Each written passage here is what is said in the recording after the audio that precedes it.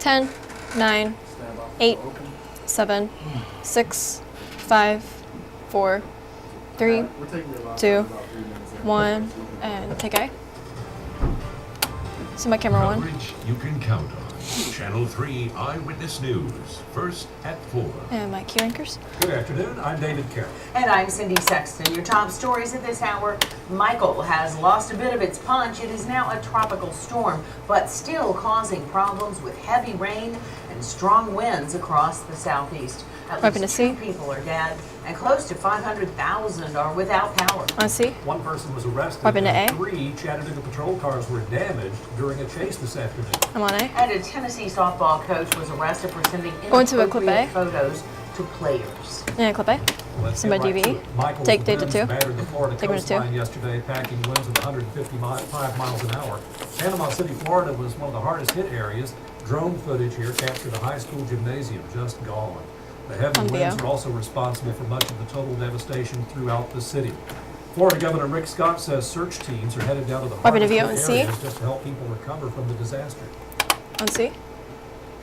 Now, the governor said thousands of homes are without power. He's promising a, quote, massive wave of response as utility workers, medical personnel, law enforcement, and search and response teams are descending on the area.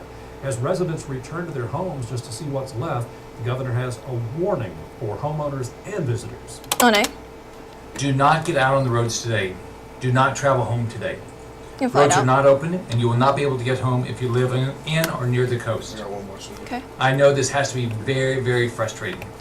The governor says parts of the state have considerable amounts of damage. He called on residents to be patient as crews work to get critical infrastructure back up and running so everybody can get home safe. My Q. Michael, the most powerful hurricane to hit Florida's panhandle, is blamed for 2 deaths. A Greensboro, Florida man died when a tree crashed into his home. And authorities say an 11-year-old girl from southwest Georgia died when a tree fell on her home in Seminole County. The storm also knocked out power to nearly 400,000 customers. In Georgia, it destroyed much of the state's cotton, pecan, and poultry industries. And my Q. And the repercussions are far-reaching. The hurricane is causing hundreds of flight cancellations. This morning, there were delays at the Chattanooga airport. Many airlines are canceling flights and allowing passengers traveling in the southeast to exchange the tickets for free. You can always track the status of your plane through our flight tracker at WRCBTV.com. On full screen. Here in Chattanooga, US 101 and WRCB are again teaming Go to a clip A out of this and go into weather. Is collecting donations for people impacted by the hurricane.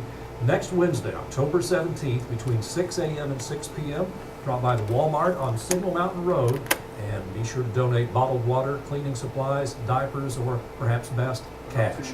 The goal is to send a tractor trailer full of these supplies to the Panama City Beach, Florida area. Here's video from last month. These folks stepped up to help with our previous donation drive for Hurricane Florence victims, collecting $33,000 worth of supplies along with thousands more in cash. Of course, it will be needed in Florida. Now, let's check in with meteorologist Brittany, tracking Michael's path. Cindy, David, yeah, the good news is Michael is pulling well very quickly to the northeast, right around 23 miles an hour. Still packing, though, max sustained winds of 50 miles an hour. It's across central North Carolina, and it's going to be moving into Virginia here by about 8 o'clock this evening. Still parts of southeastern Virginia could see anywhere from additional 6 to 7 inches of rain, though, by midnight tonight. As it pulls off to the east, notice it's pretty quiet here across Chattanooga and Atlanta area. Lots of clear skies with that north wind, and it's a breezy Going to a clip A out of day. this and going to VO&A with Dave's mic. That moved through early this morning, right around midnight. I want to zoom out, though, even more because we have dry air to our west. We're keeping an eye on, though, Sergio. This is a storm system across the Pacific, and there's a small chance we're going to have a little bit of waves of energy. Those will be working their way eastward, and that can bring us a little bit of moisture as we head into the weekend, as we head into Sunday and even Monday of next week. So stay tuned. I'll be talking more about that in my local forecast. But right now, take a look at this. It made it to 75 out there. High temperatures so far today, 62 in Altamont, 73 in Cleveland and Athens. And take a look at these wind speeds. Still pretty breezy out there. Dalton, you currently still have a 15-mile-per-hour wind. I'll be breaking down the hour-by-hour wind speeds through tonight and that rain chance for Sunday. David, Cindy. Clip A. Chattanooga police arrested a person who led them on a chase, crashing into 3 patrol vehicles. This happened Going on to another Noah clip Reed out of Road this. afternoon. Link No them out to camera one, officers were Cindy. injured, and the driver was taken to the hospital. And clip A. Police records show a Chattanooga police TV, officer some who of is Kate. being investigated for criminal offenses has been investigated for similar offenses in the past. Officer Daniel Mitchum is still on modified duty. He crashed his patrol car on I-75 in August. He was off duty at the time. Channel 3's Some of Kate Kate. Smith uncovered more about the officer's past. Kate? Q. On Kate. Well, Cindy, in August, we requested access to Daniel Mitchum's Going to personnel VONC. file to learn more about the allegations he was facing. The police department would only say that the crash involving his patrol car was under investigation. Today, we got to see those documents. They say Mitchum is being investigated for potential criminal charges, and a crash involving alcohol was the topic of a separate investigation. In October 2015, Mitchum crashed his personal car, and according to police reports, he was speeding, lost control, and struck a tree. He was seriously injured. At the hospital, a blood sample was taken and submitted to the TBI. It came back 0.07. That's below the 0.08 threshold for a DUI. Now tonight, I'll give you where his current internal investigation report stands. I'm on her. Going to VONA with Dave's mic. Local attorney about the DUI law here in Tennessee.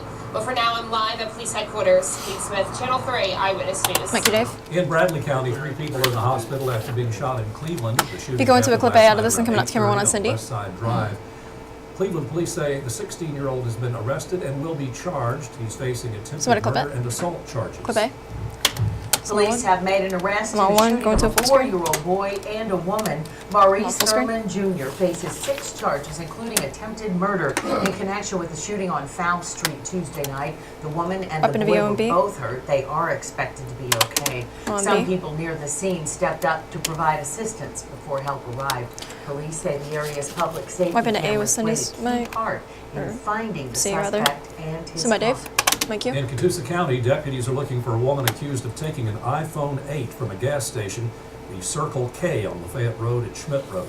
Deputies say someone laid the phone down next to the drink station, and investigators believe the woman you see there picked it up and walked away with it.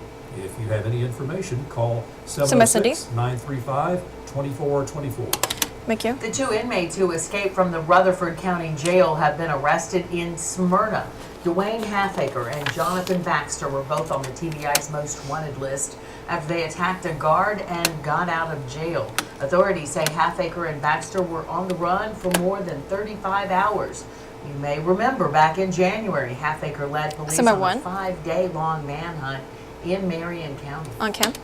The Water and Wastewater Treatment Authority of Hamilton County will hold several meetings this month to discuss a proposed sewage treatment facility. Starting today, you are able to join those meetings. They start at 5:30 and run till 7 each evening. This one is at the Ottawa Fire Training Center this evening.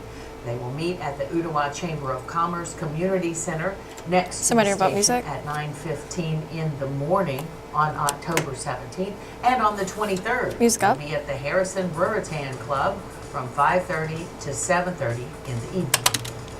Ahead on First at 4, an American graduate student is fighting for her freedom. She was detained at Israel's International Airport. Thank you. And a new law could help you save money on your prescriptions. And fade it down to B1.